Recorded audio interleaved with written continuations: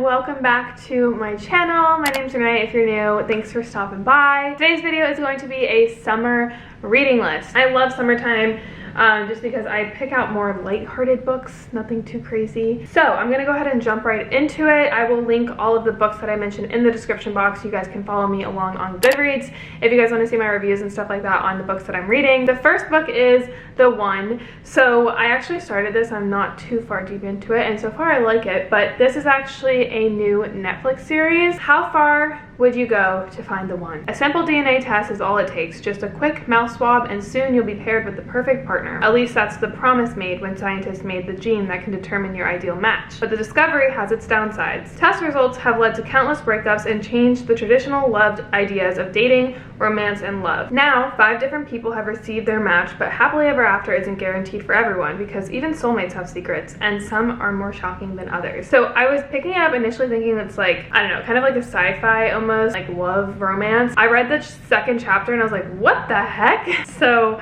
I'm actually like low-key thinking this is maybe not what I expected, but in a good way. I don't know how to explain it. Like there's blood on the cover, just saying. Let me know if you guys have watched the Netflix series and if it's good or not. I saw that it was on like the top 10, but then it was only like on the top 10 for like a day. So I don't know, but so far so good. It has really good reviews as well. And then The Midnight Library. I've heard so many good things about this. You guys have been non-stop about this book, so I'm like, I have to get it. And I think it's like on the New York Times bestseller for a minute. A dazzling novel about all the choices that go into a life well lived. Between life and death, there is a library. Up until now, Nora Seed's life has been full of misery and regret. She feels that she's let everyone down, including herself, but there are things about to change. When she finds herself in the Midnight Library, she has a chance to make things right. The books in the Midnight Library enable Nora to live as if she's done things differently. Each one contains a different life, a possible world in which she made different choices that played out in an infinite number of ways. Basically kind of like parallel realities for every decision, affecting everyone she knew as well as many people she's never met. With the help of an old friend, she can now undo every decision she regrets as she tries to work out her perfect life. But things aren't always as she imagined they'd be, and soon her choices place the library and herself in extreme danger. Before time runs out, she must answer the ultimate question: what is the best way to live? So I was like instantly intrigued. I'm really excited about this one. This one's probably the most excited I am for a book in this reading list. Now the next one I'm not getting until June, and if you guys know me and have been following my reading journey, or you guys just read in general, I'm sure you guys have heard of The Silent Patient. It is probably my second, it used to be my first, my second top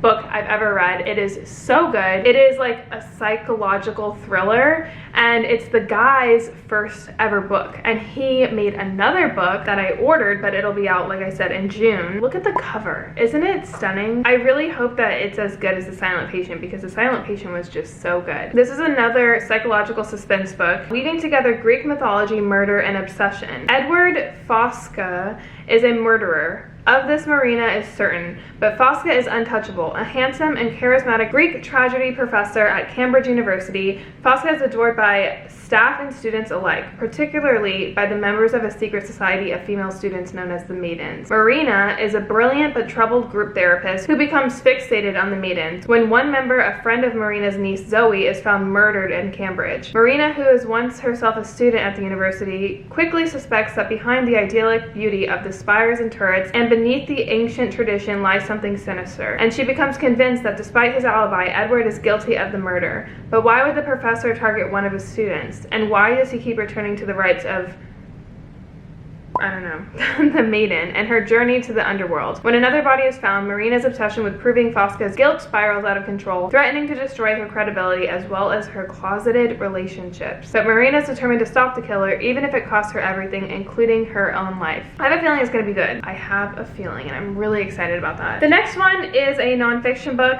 I honestly have been so not into the more self-help style books that I used to be into all the time. I think it's just a load of BS. Sometimes I read it, I'm like, why am I reading this? But I still like to like give it a chance, you know? So I picked this one up. It's called Go Fuck Yourself. Unfuck Yourself. Get out of your head and into your life. I have heard a little bit about this, and I picked up a book at Target called Everything is Figureoutable. It's like probably I would rate it like a 3. I like the vibe of her just because she is no BS, and I find that a lot of like spiritual books or like self-help nonfiction style like motivational books are kind of corny and annoying now. So I like the kind of like no BS style. So I think the title of this just I'm assuming he's like that. He says, wake up, you're a fucking miracle of a being. What's standing in your way of living your best life? Most people would reference things like their relationships, people, money, their job, or unfortunate circumstances. None of these explanations make any difference. Through decades of working with people as a personal development coach, Gary Bishop has discovered that the barrier is one thing only: you. If you're easily offended, stop reading now. Which I vibe with. This isn't the book for you. If you're looking for a book that gives you the power to find everything you've ever wanted residing within you, like a well of potential waiting to be expressed, you're in luck. Unfuck Yourself is a handbook for the resigning and defeated, a manifesto for real life change and unleashing your own greatness. So I just like his style already. Hopefully it's as good as I thought. I think I did just like open it and read something and I was like, I like it. So hopefully I'll like it. The next one is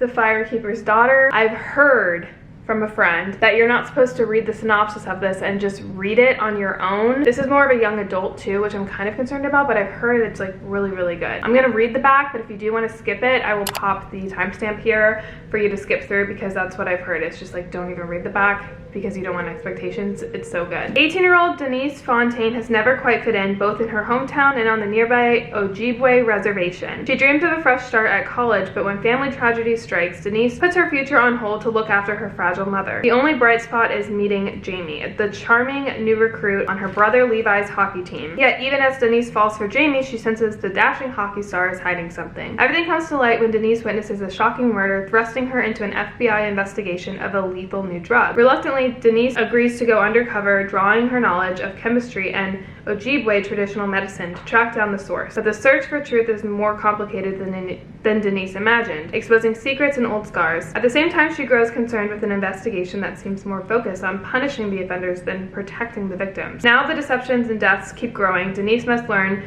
what it means to be a strong, Ojibwe woman, and how far she'll go for her community, even if it tears apart the only world she's ever known. Firekeeper's Daughter is an electrifying thriller layered with a rich exploration of the modern Native experience, a reckoning of current and historical injustices, and a powerful celebration of community. So I've heard this is like one of those books that you have to read before you die, so I'm excited to read it. Look how beautiful the cover is.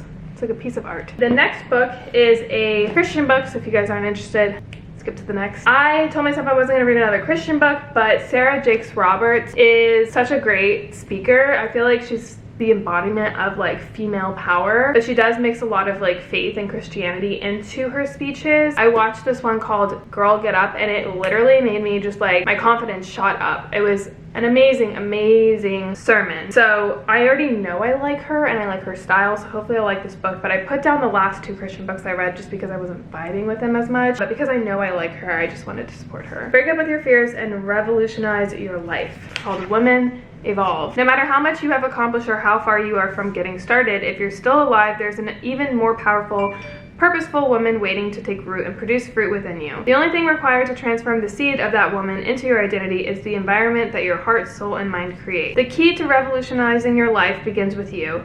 You have to take the necessary steps, dig into the thoughts and fears that may be limiting your present, so you can experience the fullness of your existence. You have been divinely placed in this world because of the unique gift God has given you. When fear, stress, or monotony dare to stand in your way, your faith has the power to begin the revolution of your soul. I just really love her, so I had to get it. And then my little fantasy book, and I think this is like fantasy romance. I've heard amazing things. So this one's called A Court of Thorns and Roses. If you're into like fantasy and stuff, I'm sure you've heard of it. It's actually a series, so I think there's like more books after this. When 19-year-old huntress Feyre kills a wolf in the woods, a terrifying creature arrives to demand retribution. Dragged to a treacherous magical land she knows about only from legends, Feyre discovers her captor is not truly a beast, but one of the lethal and mortal fairies who once ruled her world. At least he's not a beast all the time. As she adapts to her new home, her feelings for the fairy Tamlin transforms from icy hostility into a fiery passion that burns through every lie she's been told about the beautiful, dangerous world